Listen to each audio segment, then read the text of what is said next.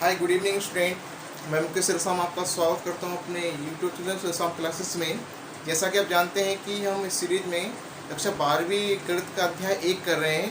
इसके अंतर्गत हम प्रश्नावली 1.1 के उदाहरणों को हल कर रहे हैं, जिसमें हमने इसका उदाहरण नंबर 1 कंप्लीट कर लिया था।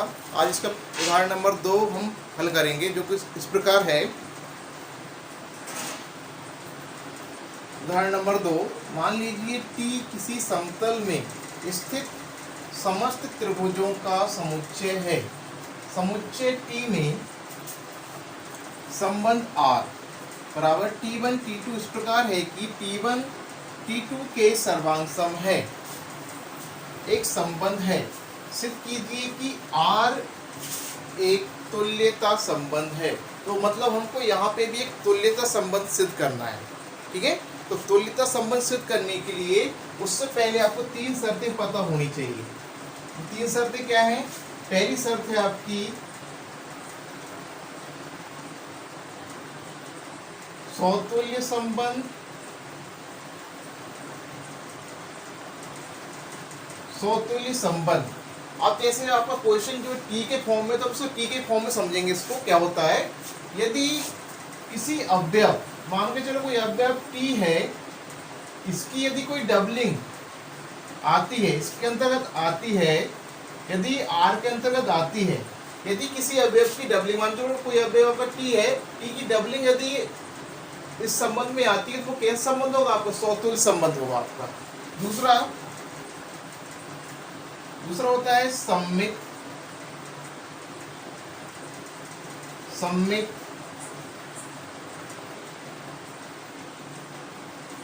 संबंध। अब सममित संबंध क्या होता है कि यदि आपके दो अवयव हैं, मान के चलो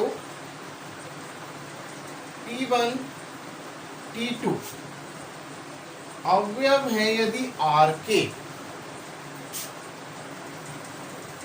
तो T2 T1, भाई T1 T2 अवयव R के हैं तो T2 T1 भी अवयव होने चाहिए R के।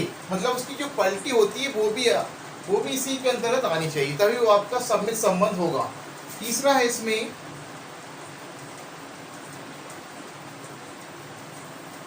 संक्रामक संबंध।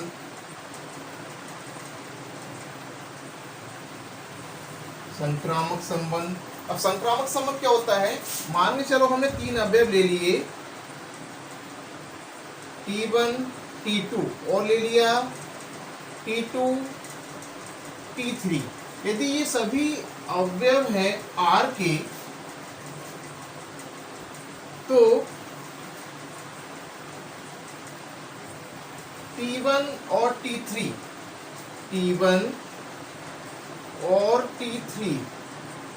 अवयव भी होने चाहिए R के, ठीक है।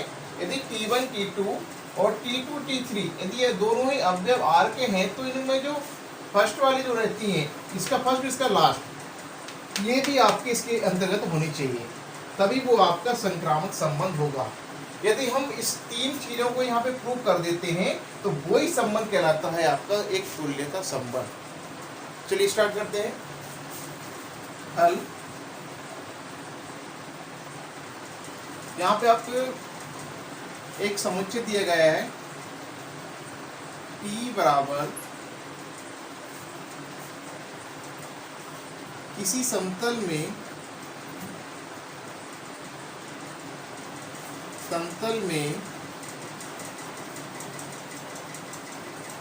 स्थित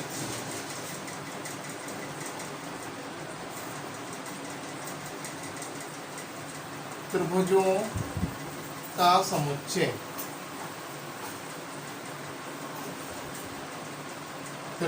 समुच्चय।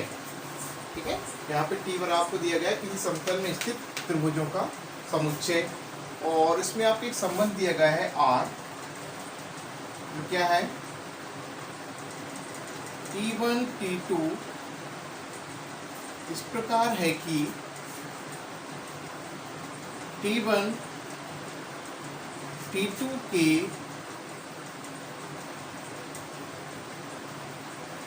सर्वांग सम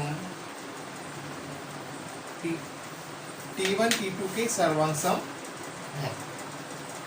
तो ये आपको यहाँ पे एक संबंध दिया गया है, तो हम इसके आधार पर इसको हल करते हैं। तो पहली कंडीशन इसमें आपको निकालनी है समतुल्य संबंध, समतुल्य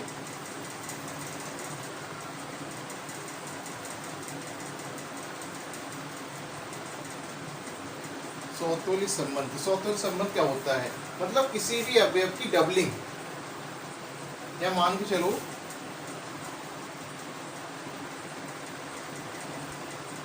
यदि T और T अवयव है R का, T और T अवयव है R का, T और T अवयव है R का,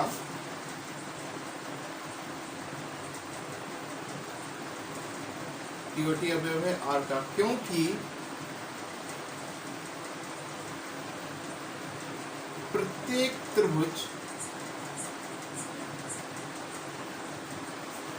त्रिभुज स्वयं के सर्वांग सम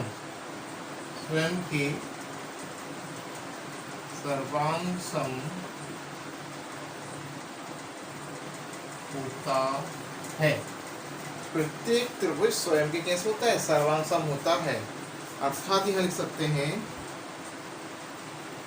अर्थात T, अब सर्वांग सम क्या होता है, और उसके नीचे तो डंडे खींच दिया करो, ठीक है। T और T, ये T सर्वांग सम है T के, यहाँ लिख देंगे हम। अब ये आपका सर्वांग सम हो गया, तो यहाँ इसके अंतर्गत आएगा, तो यहाँ बोल देंगे हम यहाँ पे, अतः R एक समतुल्य संबंध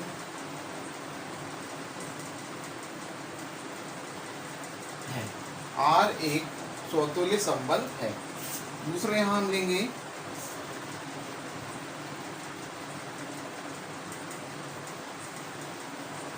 सममित संबंध। सममित संबंध क्या होता है, ठीक है, जैसे हमने यहाँ पे सिद्ध किया है इसको कि R कैसे है समतुल्य संबंध, सेकंड क्या आएंगे सममित संबंध। और सममित संबंध की शर्त क्या होती है, यदि T1 T2 अवयव है R का, ठीक है।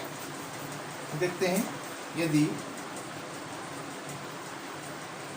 तो यह अवयव T1 और T1 T2 अवयव है R का, इसका मतलब क्या होगा यहाँ पे,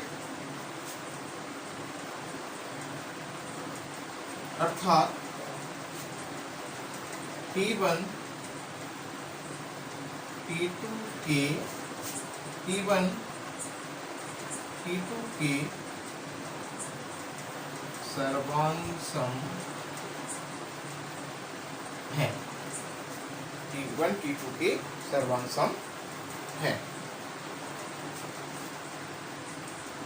तो यहां समझिए T1 और T2 दो आपके त्रिभुज है मान चलो।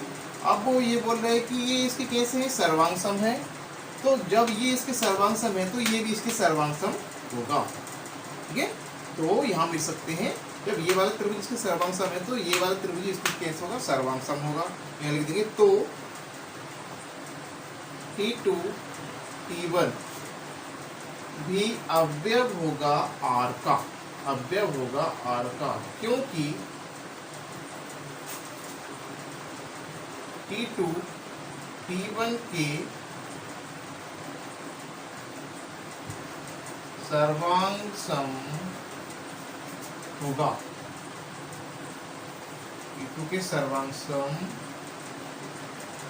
होगा। अब ये इसके सर्वांग सम हुआ तो ये क्या हो जाएगा, आपके सममित संबंध हो जाएगा। तो यहाँ लिख देंगे हम,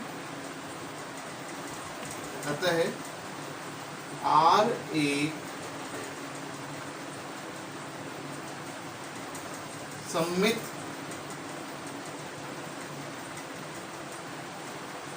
संबंध है।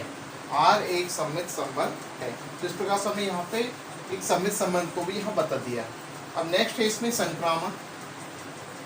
तीसरा जो है आपका ये होता है आपका संक्रामक संक्रामक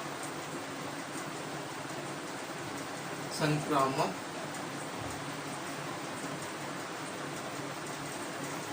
संक्रामक संबंध। अब संक्रामक संबंध क्या होता है? T1 T2 अवयव है R का, T1 T2 T2 T3 अवयव है R के, तो T1 T3 भी अवयव होंगे R के। यहाँ हम लिख सकते हैं यदि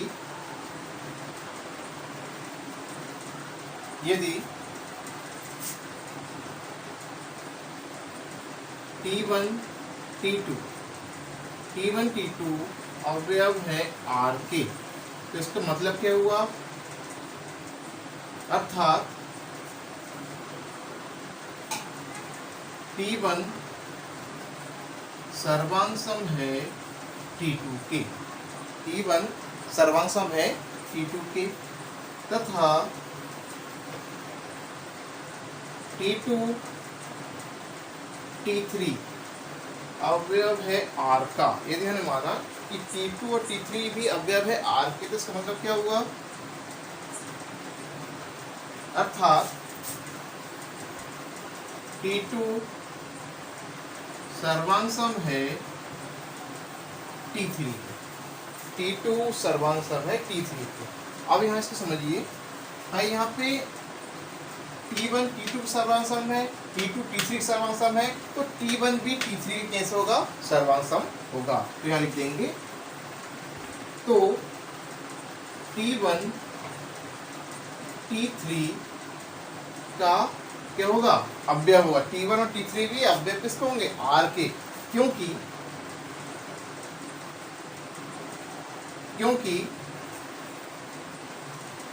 T1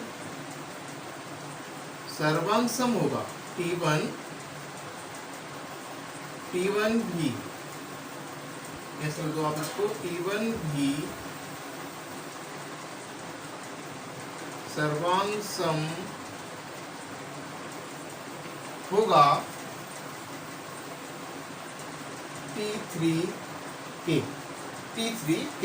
तो इस प्रकार से ये आपको यहाँ प्रूव कर दिया। तो इसको हम क्या बोल सकते हैं यहाँ पे? हम तो यहाँ हम बोल सकते हैं अतः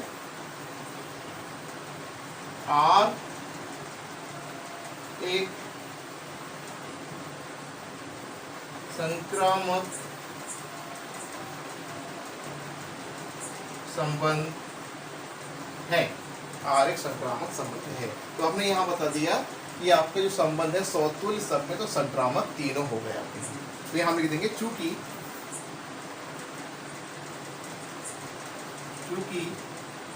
R सौतुल्य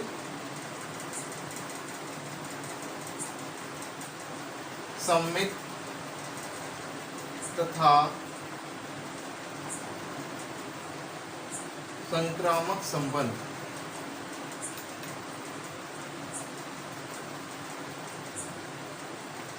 तीनों हैं।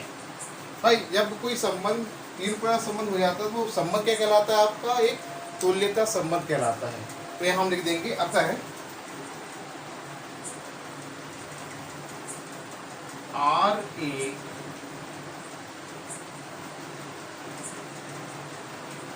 तुल्यता संबंध है। तो इस प्रकार से हमने यहाँ इसको एक तुल्यता संबंध बता दिया। इस प्रकार से ये क्या हो जाएगा? आपके एक तुल्यता संबंध हो जाएगा। आपके संबंध R जो है कैसा हो गया? आपके एक तुल्यता संबंध हो गया। तो इस प्रकार से हमने उदाहरण नंबर 2 को कंप्लीट कर लिया। यदि आपने मेरे चैनल को सब्सक्राइब नहीं किया तो मेरे चैनल को सब्सक्राइब कर दीजिए ताकि आने वाली वीडियो की नोटिफिकेशन आप तक पहुँच सके। तो मिलते हैं फिर नेक्स्ट वीडियो में। बाय।